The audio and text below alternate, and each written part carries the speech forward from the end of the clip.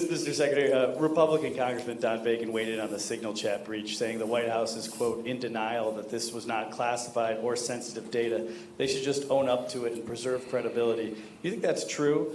Also, here in Jamaica, there are USAID employees at our embassy, like so many others around the world, on administrative leave, not carrying out the work of the American people.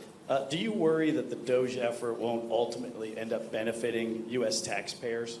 Let me take the first. I've already addressed the aid one, but let me address it again. This is not about getting rid of aid. This is about restructuring how we're going to do aid. And when you restructure, there's some disruption, but it has to happen. By the way, this is not an idea. This is an idea Condoleezza Rice wanted. This is an idea multiple secretaries of state throughout time have tried to achieve. And we intend to achieve it because we think it makes all the sense in the world. So I recognize that there's disruption involved when you make reform and you make change.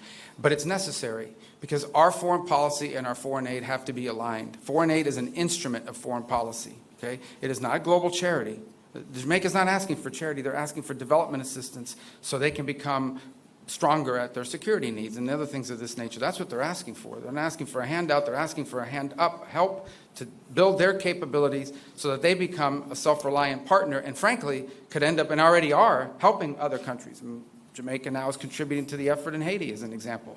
So these are the kinds of things we want to see in our foreign aid. So, look, our goal was not to disrupt anyone's life. Our goal was to restructure the way we deliver foreign aid so that it is aligned with our foreign policy and with what we're trying to carry out at our respective missions around the world. On the first question, let me just say on the Signal thing. This thing was set up for purposes of coordinating how everyone was going to call. You know, when these things happen, I need to call foreign ministers, especially of our close allies. We need to notify members of Congress. Other members of the team have different people they need to notify as well. And that was the purpose of why it was set up. Obviously, someone made a mistake. Someone made a big mistake and added a journalist. Nothing against journalists, but you ain't supposed to be on that thing. So they got on there and this happened.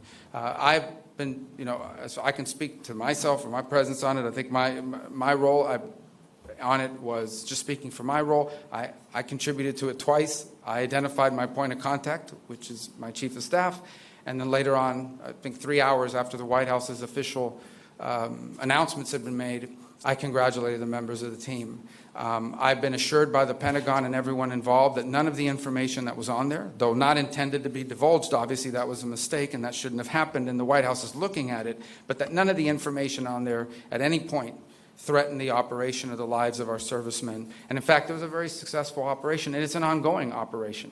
But that was the intent behind it. And again, I think the Pentagon's made clear that nothing on there would have endangered the lives or the mission. And the mission's been very successful. Is it classified, the information? Well, the Pentagon says it was not. And not only did they say it was not, they make very clear that it didn't put in danger anyone's life or the mission. There was no intelligence information. And understand, when this story first broke, they were sort of alluding to were there war maps, or there was no war plans on there. This was a sort of description of what we could inform our counterparts around the world when the time came to do so. Again, look, I think the White House is looking at this entire thing. How did that journalist get on there? Why was this the appropriate? And I think there'll be reforms and changes made, so this was not going to happen again. It can't.